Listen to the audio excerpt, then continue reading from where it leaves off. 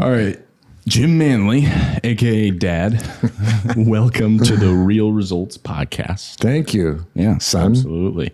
So what's been going on with your company, your recent trends, recent projects you've been working on? What's new? Well, I think like everybody else, getting off to a good start of the year, just doing our best in the first quarter. If everybody's seeing this in the first quarter, we're try to make sure we're off to as good a start as possible.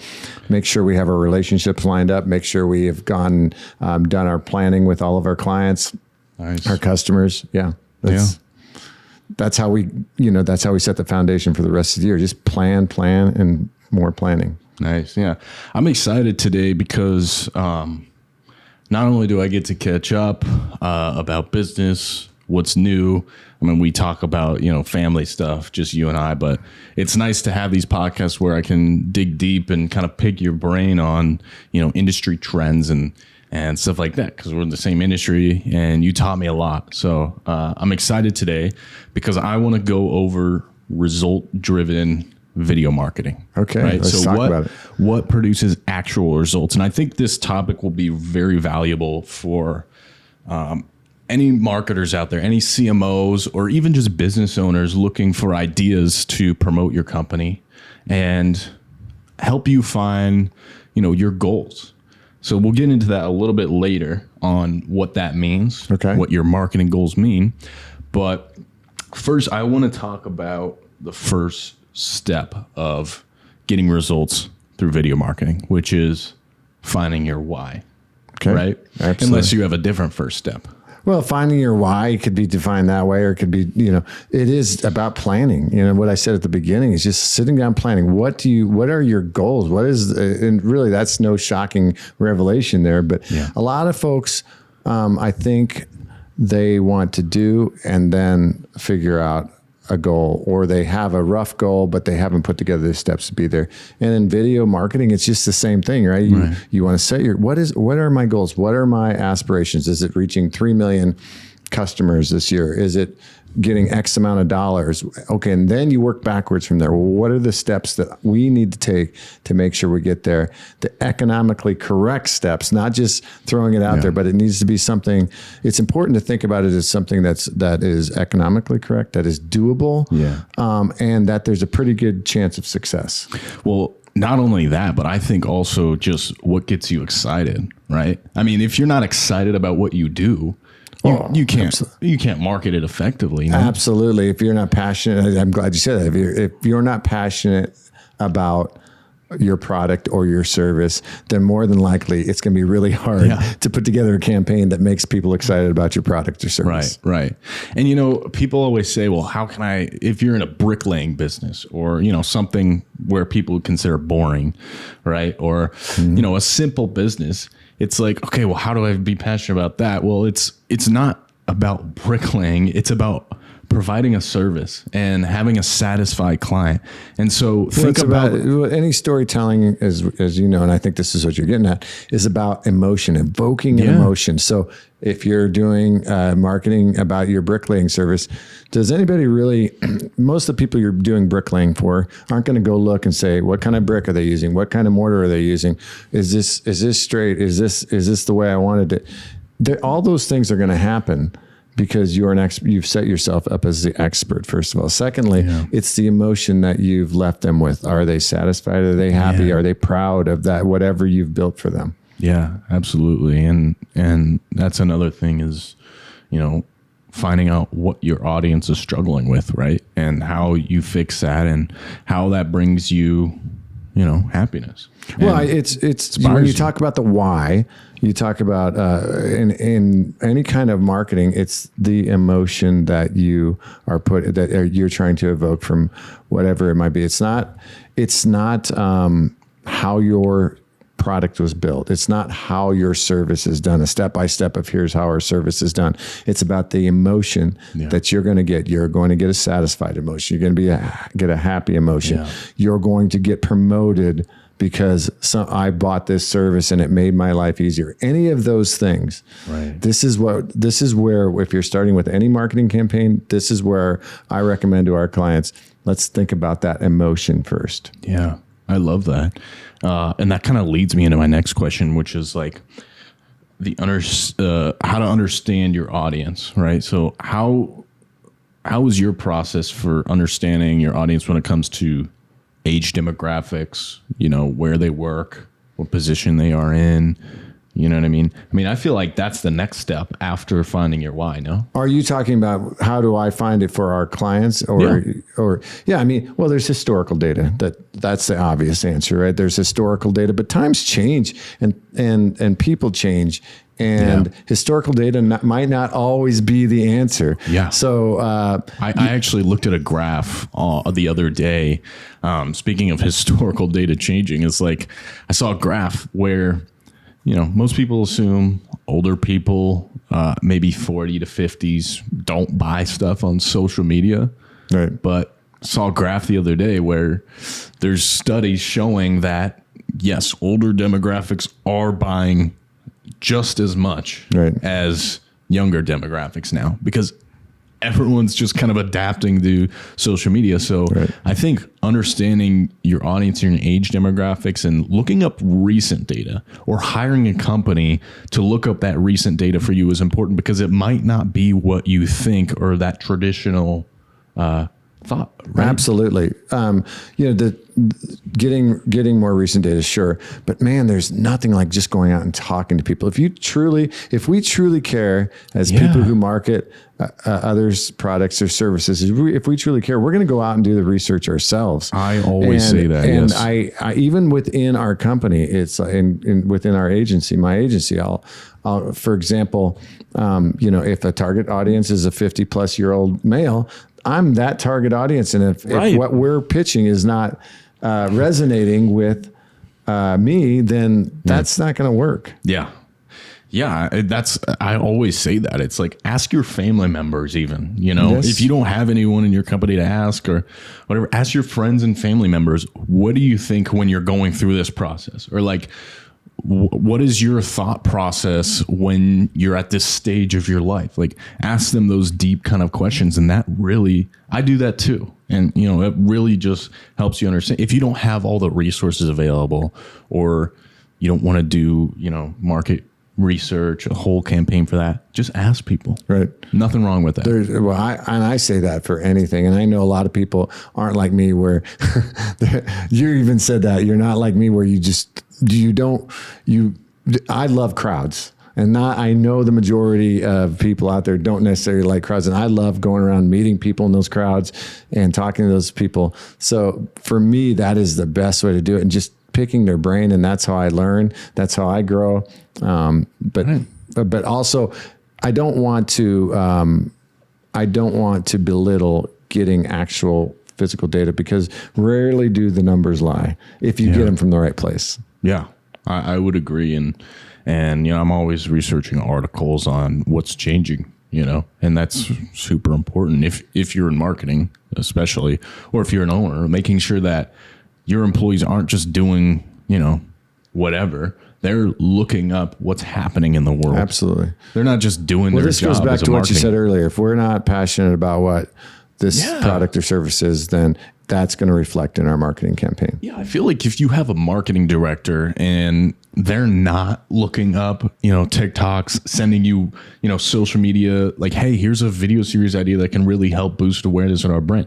Or if they're not doing those things, it's like, they're not passionate, right? If they're not looking up, like, hey, this age demographic, I just saw this article, this age demographic might be a good idea for us to market to, because here's the data. Look at this article that, like, you know what I mean? That's really important information for a CEO to know, because things always change. What I do and what I encourage my employees to do, and also my valued clients to do, is let's take ourselves out of our role. You're not a CMO. You're not a CEO. You're not a video person. You're not an editor. You're just a dude or a dudette. You're just you're just a person. Now be a person when you're thinking about marketing this product or service, and think about what's going to resonate with you. Because if you go into what I found is, if I go into it as a CEO or somebody who knows how to edit or shoot, I'm going to approach that completely different than what's really going to resonate.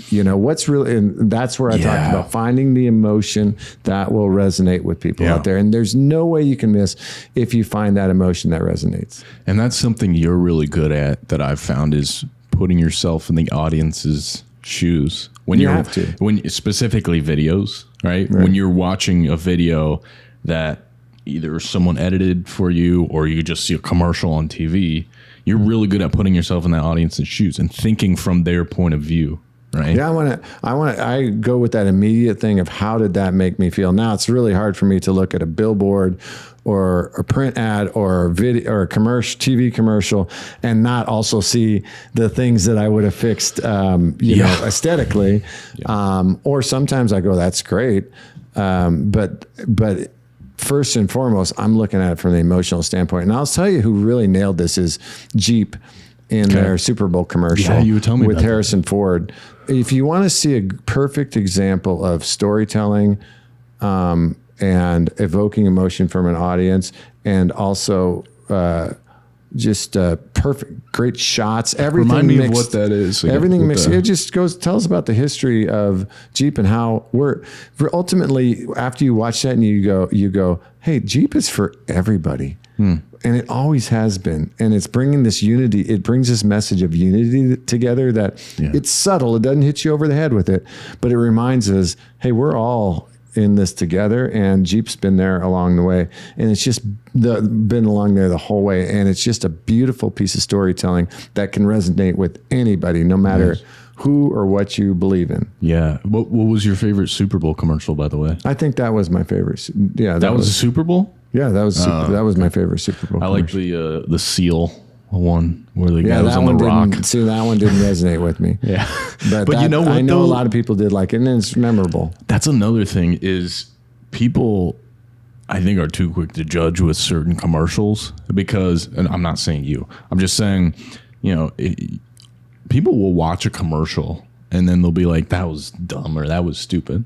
Well, it wasn't for you. And that's honestly, most of the times, that's probably a good thing. Right, because that means they know their audience. They're targeting the right demographic. Right. Well, you're not their demographic. No wonder you didn't like it, right? That's another good point. It's like, think about who your demographic is. Yeah. And the seal commercial, I don't even know what it was for. Yeah. But it probably wasn't a product that's for me. Yeah. The Jeep, I could see myself riding around in the Jeep, I guess. And I can identify with Harrison Ford, I guess, because, I'm a lot younger than him, but he is closer to my age. Yeah, and people release things and they're scared of this not appealing to everyone, right? On social media or commercials, whatever it is, people like a lot of times are afraid to, get that reaction from everyone. Like, if I put this out there, people are going to make fun of me. They're going to make hate comments. Right. I'm like, well, think about this, right? Are they really the ones that you're trying to sell to? Well, that's what you got to decide. Get awareness from. That's as a company. That's why it's very important to decide. And as I've mentioned to you many times, our company has our 4 core values, and everything that we do, everything from hiring to who we work with, if we have that choice, to tough decisions we make, all goes back to those core values. So I think that any brand has core values, whether they're written down or not. It's best if they write them down, because then everything else can point back to that. And then you come through as real when in your storytelling, and you don't have to wonder who you are when you go to advertise what you do. Yeah. You already know who you are. Yeah. Yeah. And we have 10 commandments. And so, basically what it all goes down to is, everyone has a say in creativity.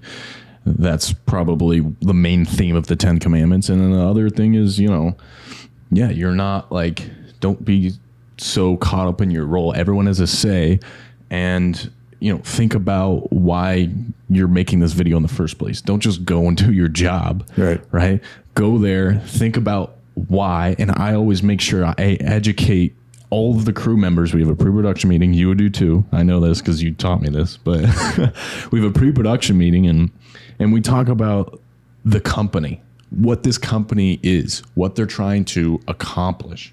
That way everyone on set knows the purpose of why we're doing this in the first place. As a grip, you're not going to put lights up. You're putting this light here so that it evokes this emotion, or you know what I mean? So it's good to know those core things of why you're doing that in the first place. So I have a question for you that I'm thinking about. So as a person, a younger person in this business, and me as somebody who's been in this business for 30 something years, sure. How do you see the differences between what you're going to have to face in this business over the next 30 years?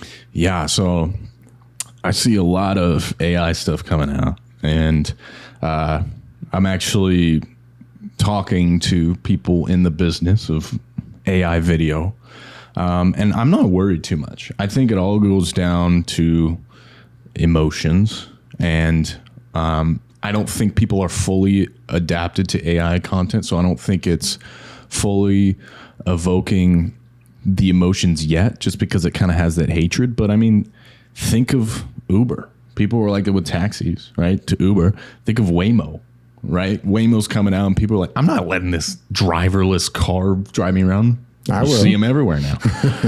Right. But I'm saying it takes time for things to adapt, and the world is always going to change. So do you see yourself or me as a taxi about to get taken over by a Waymo? No. Okay, explain that. No, I think that, again, it all goes down to evoking that emotion. So how am I going to do that in the most effective way possible, right? We have the luxury of having the background and the expertise of how to do that. So say AI does take over, right? And everyone's typing in prompts for videos. Well, the reality is everyone's videos are going to look the same because they're all going to have generic prompts.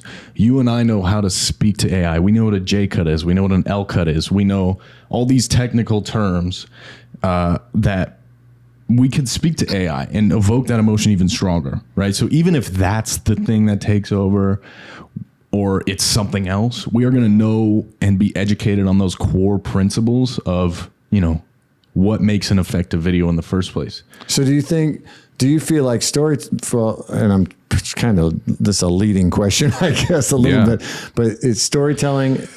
For me, I'll just say my comment. Storytelling has been storytelling since the beginning of man. Yes. Right. And I always go back to the cave drawings on the wall. Mm-hmm. That was some of the first storytelling from the cavemen drawing on the walls. Right. And here we are many thousands of years later, and we're still telling stories that evoke emotion. It's just that it's that the way we do it has changed slightly. Right. Now, creativity comes from humans, but AI is going to catch up at some point. How do we separate that from what we can do? I don't think we should separate it. Okay. I think we should embrace it. I think that if that's the better way of getting results for a business, then we should learn how to do that in the best way possible. I don't think that we should keep doing a worse way to do things just because we're so stuck in our ways. Right. I think we should adapt to the better way of doing things. I completely agree with you on that. Yes. I mean, that's the way I look at it, and I'm not scared or anything. So that's it's embracing it, like any other technology. It's embracing it, staying ahead of it, making it part of what we do and who we are. Yeah. I still remember when nonlinear editing came out because when I started, it was tape to tape editing, and then before that was reel to reel. Nonlinear editing made it easier for people at home to even edit, but what you find out is it's still a skill. Yeah. When people at the top of their game in any profession, mm-hmm. but let's talk about what, from a creative sense, when people at the top of their game, they will come up with stuff that others would have never thought of. Yeah. I just wish that this is a hot take, kind of a little bit off topic, not really, but I just wish that they would come out with more AIs of stuff that people didn't want to do, like paying taxes or stuff like that. It's getting there. All that stuff is getting there. The thing I didn't understand when it came out is like, why are we replacing the things that humans actually want to do first, like art. Humans still want to create art, want to do video. Yes, that's like a cool thing that AI can do, but still, it's like humans still want to do art because it's fun and it's relaxing and it's therapeutic. I didn't get that, but I think the menial tasks, there's definitely a lot of stuff. And I don't know if this is the answer, but if you think about it, we've all been doing almost everybody in this audience and us have been doing art, some form of art since we were born. Sure, yeah. So that's why it's one of those things that's one of the first things you do is color in the lines, draw something, a face. Mm-hmm. I still have some of the faces you drew when you were 5 years old. I can bring those to the next thing. So I think that's why, that's where we started, because everybody deep down, I think, wants to express themselves in one way or the other through arts, whether it's music, whether it's through what we do or drawing or whatever it might be, photography. So, but what happens is we'll just become better human beings we'll become better at doing this as human beings. And it's going to take it to a whole other level. Yeah. Yeah. AI is really good for inspiration. Well, I mean, I go back to what I've mentioned before with music. When auto-tune came out, and then all of a sudden everybody could sing, right? Well, guess what happened? Now, almost every single singer, and there's some great singers out there now, and they have to perform live to make a living, first of all, because there's no more, the record sales aren't like they used to be. But so these people now, what happened? Well, auto-tune came along and made everybody good singers. So what'd they do? They became even better singers. And these people started hiring vocal coaches. And almost every singer out there now has a vocal coach. And even the old timers went and got vocal coaches so they could perform live. And this is what I'm talking about. It's like, that's technology like this just makes us better at doing whatever we do as humans. And it makes humans appreciate it more, I feel like, right? Absolutely. When here are the capabilities of something that's artificial, but then you are doing it at a even better without the artificial help, right? That's right. So it makes humans appreciate it more. Yeah, and that's where the human to human connection comes in. And it would be a sad world if the human to human connection ever went away. I don't think it will. It's I was going to probably say something controversial, but what the heck? It's the reason why I love, and I feel like it's very valuable for my employees, for my agency, to be in person in the office. And I just see such a difference when we're not separated between computer screens. And I think everybody in my office will agree with that, even though I got some pushback at first. There's nothing like that human to human connection. Yeah. And you've noticed too, when you're alone at your home, or maybe you're with your wife or kids, but still, you notice when you're just cooped up in your home, you start to get like depressed, and especially if you're an extrovert and you just want to get out, you just get depressed. Well, I do think you need your time to yourself, but where it becomes really, I think where it really will screw up your brain is when you're spending too much time with technology. That's where, again, I'm going to sound like an old dad, which I am, but that's where video games come in. People get just ingrained in them, and they can't get away from their computer screens. They can't get away from their phones. Mm-hmm. The human connection, there's just nothing like it to keep us going and to keep us growing.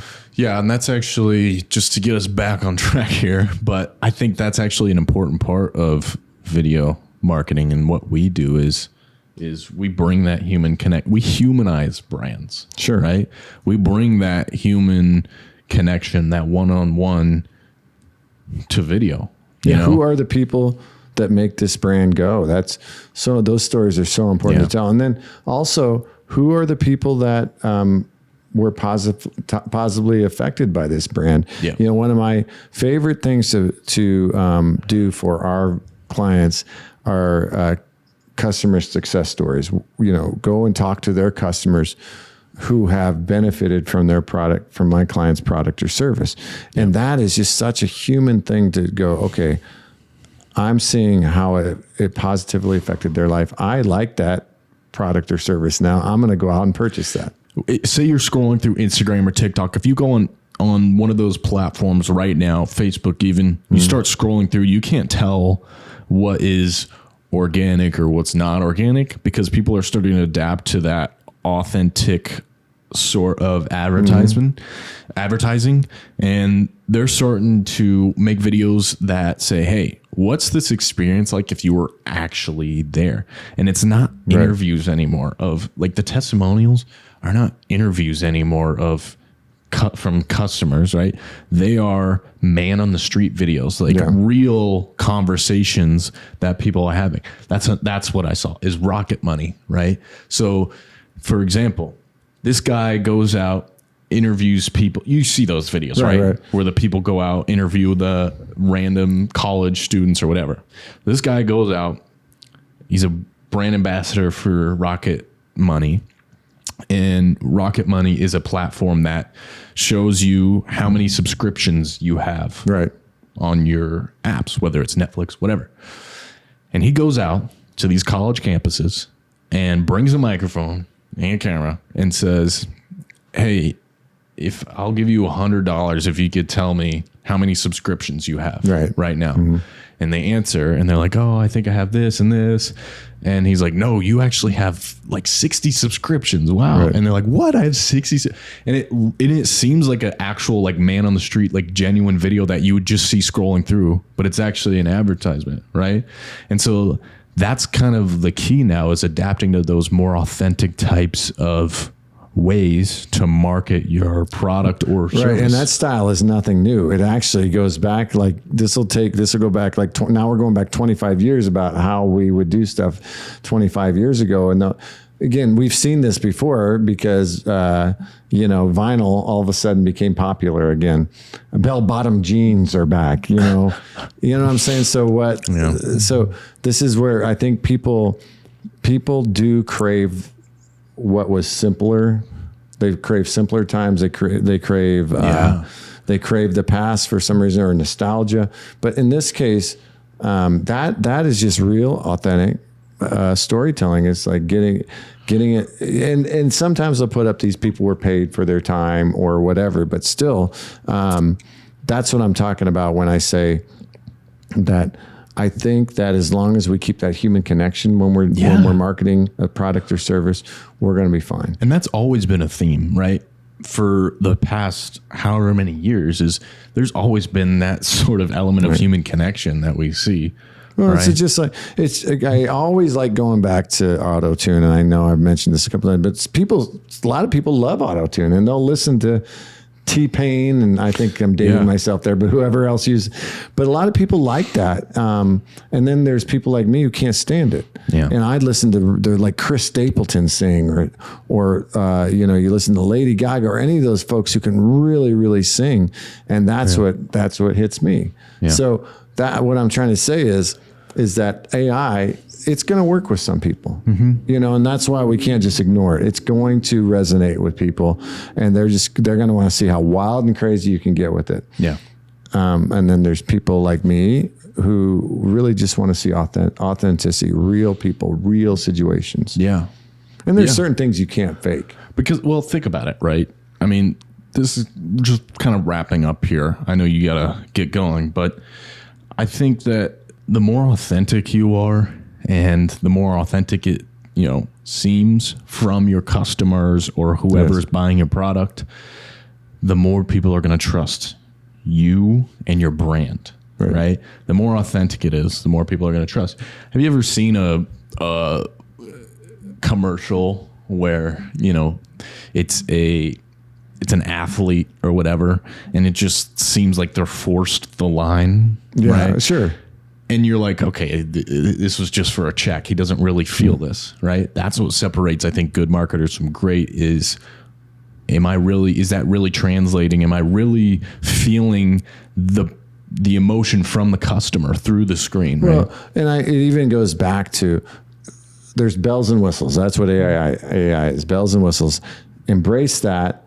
You can tell your story, but the audience can see right through fake. Yep. They can see right through if your product is it all flash or is it really work? So it goes back to like even in the days of some of the best marketers back in the old days were people who were selling, the tonics that say, out of the back of a covered wagon saying, step right up, folks. And, here's look at the flash, boom, bang of this tonic and it'll do this.